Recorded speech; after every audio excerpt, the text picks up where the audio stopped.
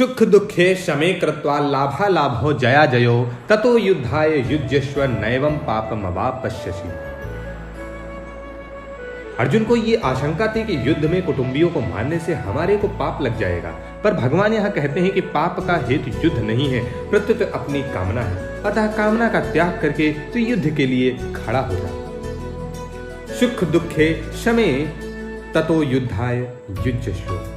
युद्ध में सबसे पहले जय और पराजय होती है। जय पराजय का परिणाम होता है, लाभ और हानि तथा लाभ हानि का परिणाम होता है सुख और दुख। जय पराजय में और लाभ हानि में सुखी दुखी होना तेरा उद्देश्य नहीं है। तेरा उद्देश्य तो तीनों में सम होकर अपने कर्तव्य का पालन करना है। युद्ध में जय पराजय लाभ हानि और सुख दुख तो होंगे ही, अतः तू पहले से ये विचार कर ले कि मुझे तो केवल अपने कर्तव्य का पालन करना है। जय पराजय आदि से कुछ भी मतलब नहीं रखना है। फिर युद्ध करने से पाप नहीं लगेगा, अर्थात संसार का बंधन नहीं होगा। सकाम और निष्काम दोनों ही भावों से अपने कर्तव्य कर्म का पालन करना आवश्यक है। जिसका सकाम भाव है उसको तो कर्तव्य कर्म के करने से आलस्य प्रमाद बिल्कुल नहीं करना चाहिए, प्रत्युत तत्परता से अपने कर्तव्य का पालन करना चाहिए। जिसका निष्काम भाव है, जो अपना कल्याण चाहता है, उसको भी तत्परता पूर्वक अपने कर्तव्य का पालन करना चाहिए।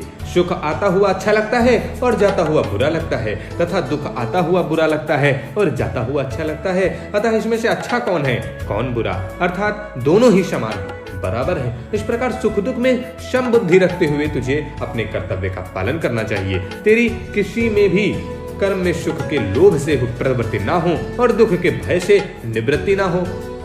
कर्मों में तेरी प्रवृत्ति और निवृत्ति शास्त्र के अनुसार ही हो। गीता के 16वें अध्याय का ये 24वां श्लोक है। नैवं पापमवापश्यसि। यहाँ पाप शब्द पाप और पुण्य दोनों का वाचक है, जिसका फल है स्वर्ग और नरक की प्राप्ति रूप बंधन, जिसे मनुष्य अपने कल्याण से वंचित रह जाता है और बार बार जन्मता मरता रहता है।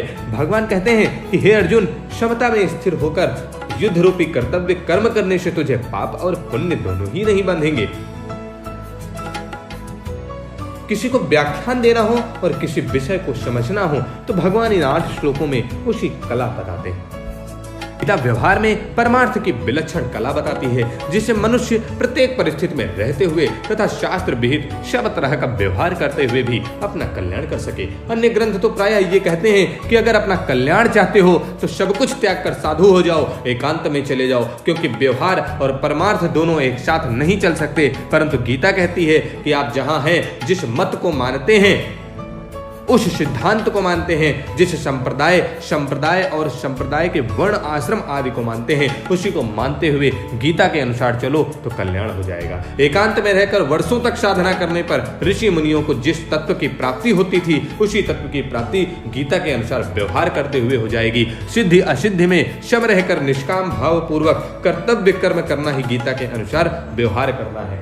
युद्ध से बढ़कर घोर परिस्थिति तथा प्रवृत्ति और क्या होगी। जब युद्ध जैसी घोर परिस्थिति और प्रवृत्ति में भी मनुष्य अपना कल्याण कर सकता है, तो फिर कौन सी ऐसी परिस्थिति तथा प्रवृत्ति होगी जिसमें रहते हुए मनुष्य अपना कल्याण ना कर सके। गीता के अनुसार एकांत में आसन लगाकर ध्यान करने से भी कल्याण हो सकता है। अर्जुन ना तो स्वर्ग चाहते थे और ना ही राज्य चाहते थे। 35वां और दूसरे अध्याय का 8वां श्लोक कहते हैं कि वे केवल युद्ध होने से पाप से बचना चाहते थे। इसलिए भगवान मानो ये कहते हैं कि अगर स्वर्ग और राज्य नहीं चाहता पर पाप से बचना चाहता है, तो युद्ध रूप कर्तव्य को क्षमता पूर्वक कर, फिर तुझे पाप नहीं लगेगा। नैवम पापम वापश्यसि। कारण के पाप लगने में हेतु युद्ध नहीं है, प्रत्युत पक्षपात कामना स्वार्थ अहंकार है। युद्ध तो तेरा कर्तव्य धर्म है। कर्तव्य ना करने से और अकर्तव्य करने से ही पाप लगता है।